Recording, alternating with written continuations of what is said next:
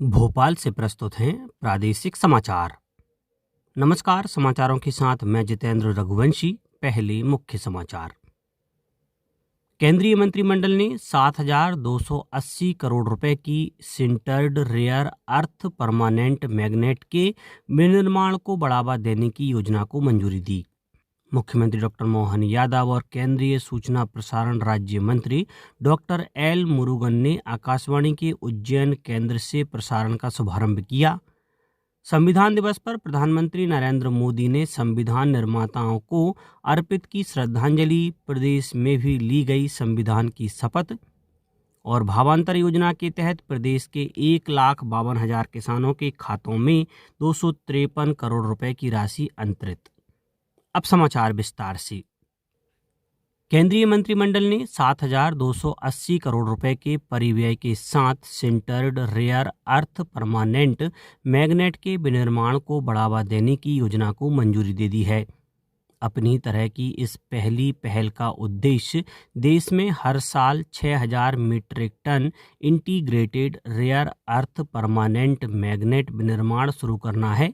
सूचना और प्रसारण मंत्री अश्विनी वैष्णव ने नई दिल्ली में संवाददाताओं को बताया कि रेयर अर्थ परमानेंट मैग्नेट सबसे मजबूत तरह के परमानेंट मैग्नेट में से एक है और इलेक्ट्रिक वाहनों, अक्षय ऊर्जा, इलेक्ट्रॉनिक्स, एरोस्पेस और डिफेंस एप्लीकेशन के लिए बहुत ज़रूरी है।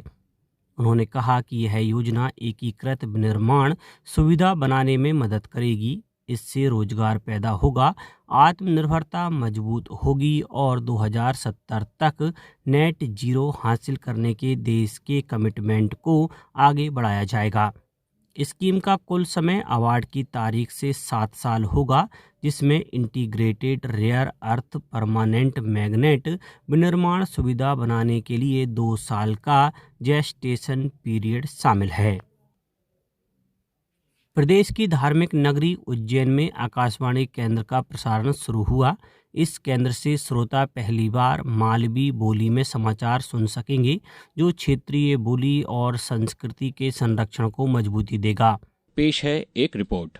जय श्री महाकाल। यह आकाशवाणी का उज्जैन केंद्र है। इन्हीं शब्दों के साथ मुख्यमंत्री डॉक्टर मोहन यादव ने उज्जैन के आकाशवाणी केंद्र से उद्घोषक के तौर पर लोगों को संबोधित किया। यह अवसर था आकाशवाणी उज्जैन के नए केंद्र से प्रसारण के शुरू होने का। मुख्यमंत्री डॉक्टर यादव और सूचना एवं प्रसारण तथा संसदीय कार्य राज्य मंत्री डॉक्टर एल मुरुगन ने आज नए केंद्र के प्रसारण का शुभारंभ किया। इस अवसर पर मुख्यमंत्री ने कहा कि आज यह क्षण उज्जैन के इतिहास के लिए एक महत्वपूर्ण क्षण है। आजादी के बाद से उज्जैन के कान अपने ही शहर से प्रसारित होने वाले आकाशवाणी के कार्यक्रमों की आवाज सुनने को तरस गए थे। उज्जैन के श्रोताओं ने यह सपना लंबे समय से देखा और वह सपना आज यशस्वी प्रधानमंत्री श्रीमान नरेंद्र मोदी जी और सूचना प्रसारण मंत्री डॉक्टर एल मुरुगन के आशीर्वाद और सहयोग से पूरा हो रहा है। सूचना एवं प्रसारण राज्य मंत्री डॉक्टर एल मुरुगन ने कहा कि आकाशवाणी का उज्जैन केंद्र मालवी बोली और संस्कृति के प्रचार प्रसार में मदद करेगा। उज्जैन केंद्र से मालवी समाचारों का प्रसारण प्रतिदिन शाम 7:20 पर किया जाएगा, जिन्हें श्रोता उज्जैन के FM बैंड 102.5 मेगाहर्ट्ज पर सुन सकेंगे। उज्जैन से विपिन मिश्रा के साथ समाचार कक्ष से मैं राशिद अहमद खान।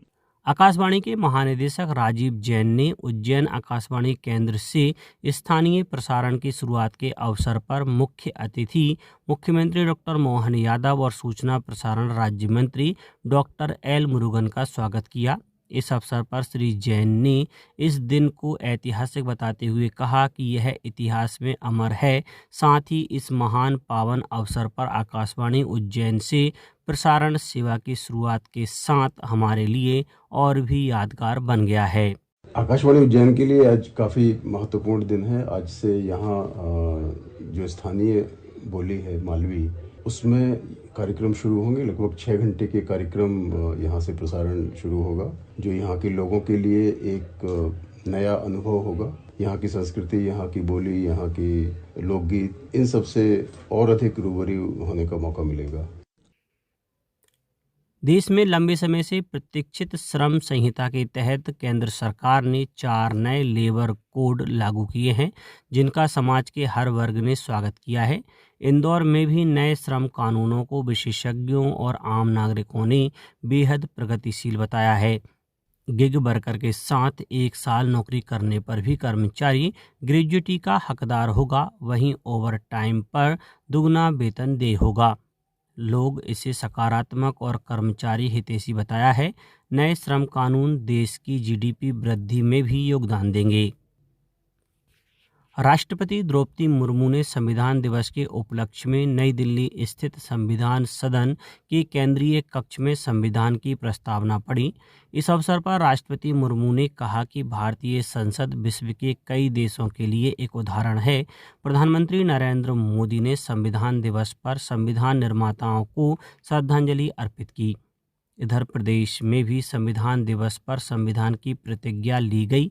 मुख्यमंत्री डॉक्टर मोहन यादव ने संविधान दिवस की बधाई देते हुए कहा कि हम सभी को सदा याद रखना चाहिए कि संविधान केवल अधिकार नहीं देता है, बल्कि उसमें महान कर्तव्यों व अनुशासन की प्रेरणा भी है।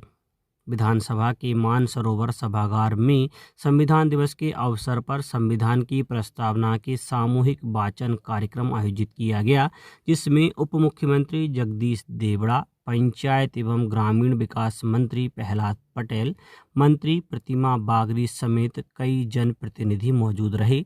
आगरमालवा और अशोकनगर, छतरपुर, पन्ना, श्योपुर, रतलाम, कटनी समेत प्रदेश के सभी जिलों में संविधान दिवस पर कार्यक्रमों का आयोजन किया गया। मुख्यमंत्री डॉक्टर मोहन यादव ने इंदौर के देपालपुर से भावांतर योजना के तहत 1,34,000 किसानों के खातों में 249 करोड़ रुपए की राशि अंतरित की। इस दौरान डॉक्टर यादव ने कहा कि प्रधानमंत्री नरेंद्र मोदी के नेतृत्व में प्रदेश में किसानों के कल्याण, उत्थान और आर्थिक समृद्धि के लिए लगातार कार्य किए जा रहे हैं। मुख्यमंत्री ने यहां 264 करोड़ रुपए के विकास कार्यों का भूमि पूजन एवं लोकार्पण किया। उन्होंने देपालपुर और गौतमपुरा क्षेत्र के लिए 2,500 करोड़ रुपए के विकास कार्यों की घोषणा भी की।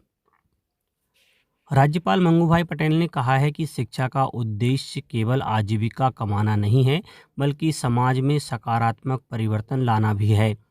श्री पटेल महू के डॉक्टर BR अम्बेडकर सामाजिक विज्ञान विश्वविद्यालय के 7वें दीक्षांत समारोह को संबोधित कर रहे थे।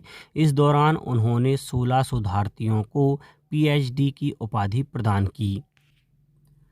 56वें भारतीय अंतर्राष्ट्रीय फिल्म समारोह में गोवा की 2 फिल्मों के प्रीमियर को दर्शकों ने खूब सराहा। वैमानिक द पायलट में 1960 के दशक के गोवा में आए 2 भाइयों की मार्मिक कहानी दिखाई गई है। निर्देशक नितिश पैरिस ने इस फिल्म को गोवा की ओर से दुनिया के लिए एक खुला प्रेम पत्र बताया। फिल्म में उन भावनाओं को दर्शाया गया है जो गोवा से आज भी जुड़ी हुई हैं। वहीं युवा फिल्म निर्माता सोहम बेंडे द्वारा निर्देशित जीरो बल्ब में उभरती गोवा प्रतिभाओं को दिखाया गया है। बेंडे ने सामूहिक सहयोग से कम बजट में फिल्म बनाने के बारे में अपने विचार साझा किए।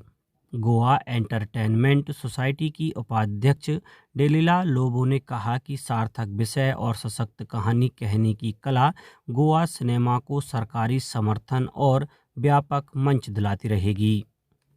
अब कुछ समाचार संक्षेप में। रतलाम जिला सहकारी केंद्रीय बैंक ने भारत सरकार द्वारा निर्धारित मापदंडों अनुसार वित्तीय वर्ष 2024-25 में उल्लेखनीय प्रगति हेतु प्रदेश स्तर पर तृतीय स्थान प्राप्त किया है। शिवपुरी जिले में 13 दिसंबर को आयोजित होने वाली नेशनल लोक अदालत की तैयारी को लेकर ADR भवन में बैंक तथा बीमा कंपनियों की बैठक आयोजित की गई।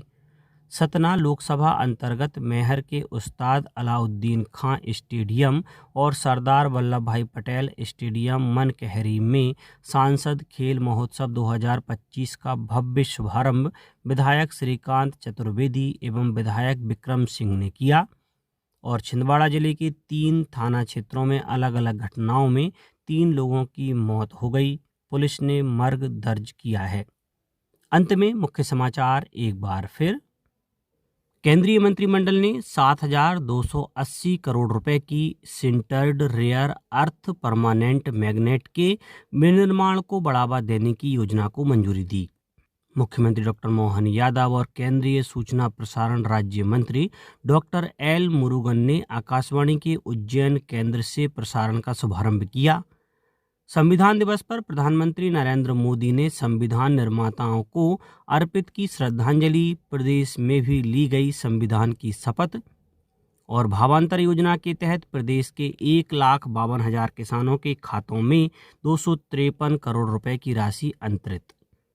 आज के इस बुलेटिन में बस इतना ही। नमस्कार।